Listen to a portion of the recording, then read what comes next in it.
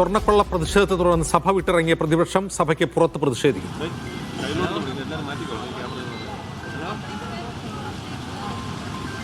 ഇത് പ്രതിപക്ഷമല്ല, ഭരണപക്ഷം തന്നെ സഭ വിടുകയാണ്. സഭയ്ക്ക് വെളിയിൽ ഭരണപക്ഷ MLA-മാർ പ്രതിഷേധിക്കുന്നു.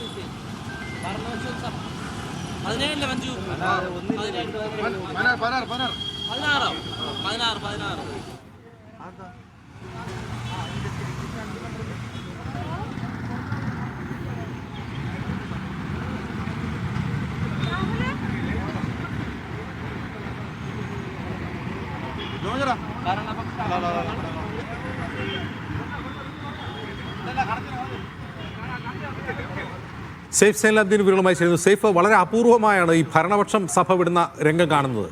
ഇതിനു മുമ്പ് എപ്പോഴെങ്കിലും ഓർമ്മയുണ്ടോ ഇങ്ങനെ ഒരു രംഗം?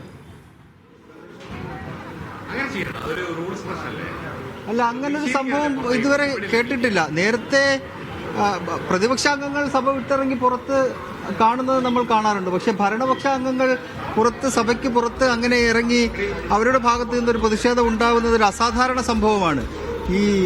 എൻ്റെ ഓർമ്മയിൽ അങ്ങനെ ഉണ്ടായിട്ടില്ല. അതെന്താണ് സംഭവം എന്ന് നോക്കിക്കാണേണ്ടിയിരിക്കുന്നു. കാരണം ഇവർക്കും അവർക്കും ചില ടേക്കുകളുള്ള ഒരു സംഭവമാണ് ഈ സ്വർണ്ണപ്പാളി വിവാദം. സ്വർണ്ണപ്പാളി വിവാദവുമായി ബന്ധപ്പെട്ട് പ്രതിപക്ഷത്തിനെ അടിക്കാൻ കിട്ടുന്ന ചില വടികൾ അവരുടെ കയ്യിലുമുണ്ട്. സ്വാഭാവികമായിട്ടും അത് ഉപയോഗപ്പെടുത്താൻ വേണ്ടിയാണോ പ്രതിപക്ഷാംഗങ്ങൾ സഭയ്ക്ക് മുന്നിൽ വരുന്നതിന് മുമ്പ് ഭരണപക്ഷം വന്നത് എന്ന കാര്യത്തിൽ ഒരു വ്യക്തത വരേണ്ടിയിരിക്കുന്നു. എന്തായാലും പ്രതിഷേധത്തിന്റെ വലിയ രീതി ഇന്ന് സഭയിൽ കാണാൻ കഴിഞ്ഞു.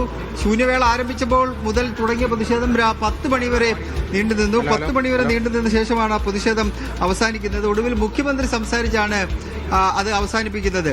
ഉപക്ഷേപം, നന്ദിപ്രമേയ ചർച്ചയിന്മേലുള്ള ഉപക്ഷേപം അവതരിപ്പിച്ചുകൊണ്ട് ഇടതുമുന്നണി കൺവീനറായ TP രാമകൃഷ്ണൻ സംസാരിക്കുന്നുണ്ടായിരുന്നു. അദ്ദേഹം സംസാരിച്ച് അവസാനിപ്പിച്ചതിന് പിന്നാലെ മുഖ്യമന്ത്രി പിണറായി വിജയൻ എഴുന്നേറ്റ് പ്രതിപക്ഷത്തിന് എവിടെയോ പോകണം എന്ന് തോന്നുന്നു, അത്യാവശ്യമുണ്ട് എന്ന് തോന്നുന്നു, അതുകൊണ്ട് സഭ ഇനി ചൊവ്വാഴ്ച ചേരുന്നതായിരിക്കും നല്ലത് എന്ന് പറയുകയായിരുന്നു. തുടർന്ന് സ്പീക്കർ AN ഷംസീർ അത് അംഗീകരിച്ചു. ഇനി സഭ ചൊവ്വാഴ്ച മാത്രമേ ചേരുകയുള്ളൂ. എന്നാലും ഭരണപക്ഷാംഗങ്ങൾ എല്ലാവരും കൂടി പുറത്തേക്കെത്തി പ്രതിഷേധം സംഘടിപ്പിക്കുന്നുണ്ട്. ഭരണപക്ഷാംഗങ്ങളാണ്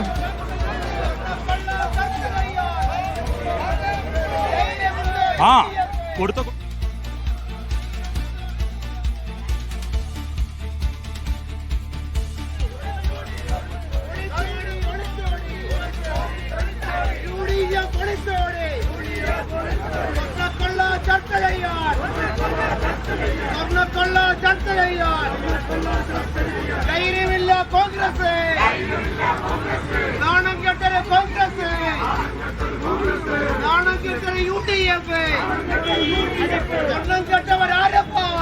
കോൺഗ്രസ് ആണ് കോൺഗ്രസ്, കോൺഗ്രസ് ആണ് കോൺഗ്രസ്, നാണമില്ല കോൺഗ്രസ്, നാണമില്ല കോൺഗ്രസ്,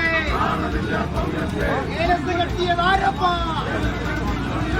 ഏലസ് കെട്ടിയതാരപ്പ? കോൺഗ്രസ് ആണ് കോൺഗ്രസ്, കോൺഗ്രസ് ആണ് കോൺഗ്രസ്. സ്വർണ്ണക്കൊള്ള ചർച്ച ചെയ്യാൻ, സ്വർണ്ണക്കൊള്ള ചർച്ച ചെയ്യാൻ ധൈര്യമുണ്ടോ കോൺഗ്രസ്? നാണമില്ല കോൺഗ്രസ്. ഒളിച്ചോടി ഒളിച്ചോടി ഒളിച്ചോടി ഒളിച്ചോടി UDF ഒളിച്ചോടി, UDF ഒളിച്ചോടി.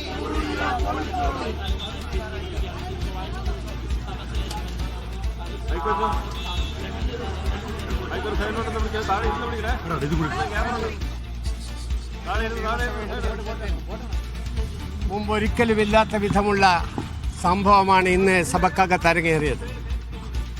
സാധാരണഗതിയിൽ പ്രതിപക്ഷം ഗൗരവമേറിയ പ്രശ്നങ്ങൾ അടിയന്തര പ്രമേയമായി ഉന്നയിക്കുകയാണ് പതിവ്. ഇന്ന് യാതൊരു നോട്ടീസും നൽകാതെ പ്രതിപക്ഷ നേതാവ് എഴുന്നേറ്റ് നിന്ന് സഭക്കകത്ത് ശബരിമല പ്രശ്നവുമായി ബന്ധപ്പെട്ട വിഷയത്തിൽ ഞങ്ങൾക്ക് ചില നിലപാടുണ്ടെന്നും അതുകൊണ്ട് ഈ സഭ നടത്തിക്കൊണ്ടുപോകാൻ അനുവദിക്കില്ല എന്നുമുള്ള ഒരു പ്രഖ്യാപനം നടത്തുകയാണ് ചെയ്തത്. കേട്ടുകേൾവിയില്ലാത്ത വിധമുള്ള നടപടിയാണ് സഭയെ സംബന്ധിച്ചിടത്തോളം ഇത് എന്നെല്ലാവർക്കും അറിയാം.